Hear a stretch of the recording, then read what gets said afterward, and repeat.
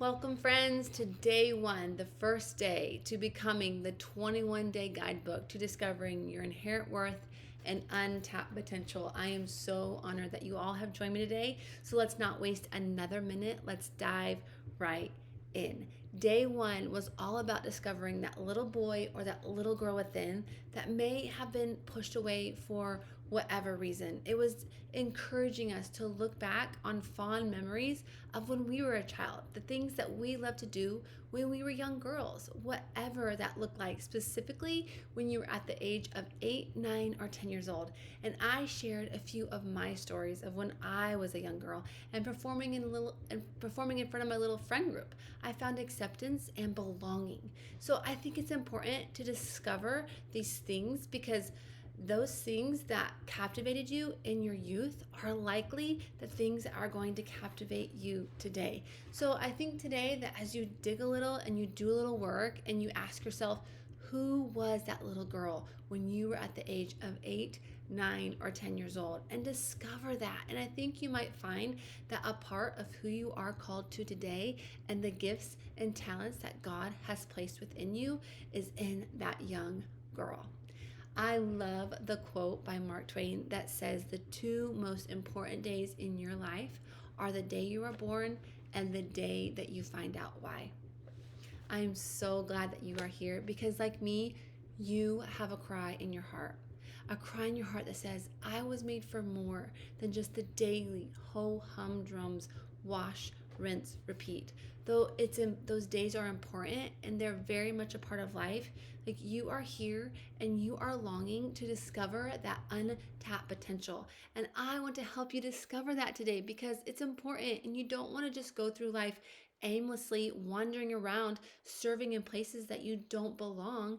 You want to discover that God given capacity over time and you want to grow it and you want to be doing things that you are called to and what you are gifted to. And so I want us to discover that together because it's important. And as we discover what God has placed inside of us, I also pray that you will start casting votes to becoming the person you hope to become. So for me, I believe I had this deep desire to be seen and to be known and to be heard. And though my upbringing didn't necessarily provide that in my environment, I shared that I was number 9 of 10 kids, and I shared that I got lost in the shuffle and that I was just another head amidst the sea of many other heads. And I also shared that I cried out to God about this wound and this need that I had to be seen and to be known. And it's nothing to be ashamed about. It's this God-given need that we all have to be seen, to be known, and to be loved by others. And I praise God that He gave me this vision when He showed me as a little girl in my living room with all my other siblings in the top of our brunette little heads, and Him just hovering over me and saying, Sarah, I saw you.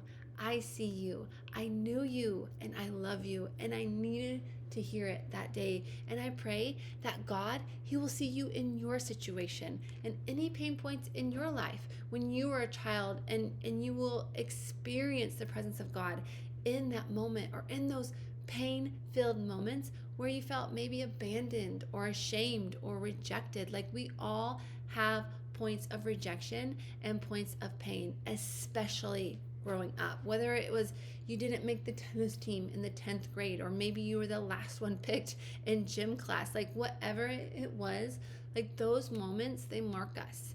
And sometimes they mark us not in a good way. And we need to uncover those pain points with God, and we need to heal those wounds, right? Like so that God can come and He can cover us and He can heal and He can mend those wounds. So just asking the questions in this book that ask, like, what are some of the pain points in your own childhood?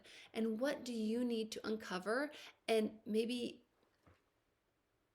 discover your own unique giftedness and any specific talents that you loved to do as a child? So I shared that I wanted to be an actress. Now, does that mean I should have dropped everything, moved to LA, and pursue acting?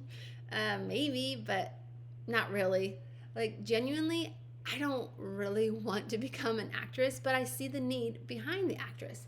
And that was a desire to be seen and a desire to be known. And so for me, like, that's stepping out and putting myself out there. So, like this, guys, I'm going to be open, okay? Like, this is me casting a vote toward becoming a person of confidence, a person that can communicate and express her heart and share with the world what I'm processing. Like, me recording this video is me putting truth in action. It's being vulnerable and learning to share my story. It's not that I needed to do this to feel validated or like it's coming from a place of insecurity, but it's from a place of desiring to grow and to write this study and to speak in front of all of you and be more confident in my own skin. Like, putting myself out there and sticking my neck out. And honestly, I didn't really have a lot of these opportunities as a young girl, and I'm not playing the victim here. Like, that was just my reality, and I just wasn't really given a lot of chances to grow and build my confidence. So now here I am at 40 years old doing just that. Like, it needed to happen. But my point in all of this, you guys, is that we are on this journey to becoming, and we are all going somewhere.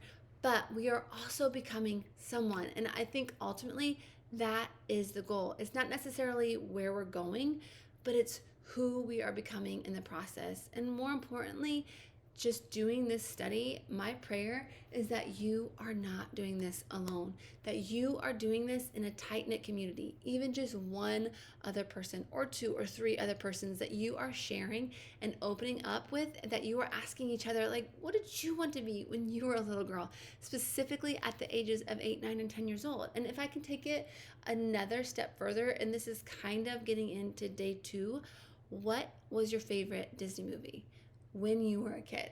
Like, a lot of the times, that girl or that Disney character, it reveals a part of you too.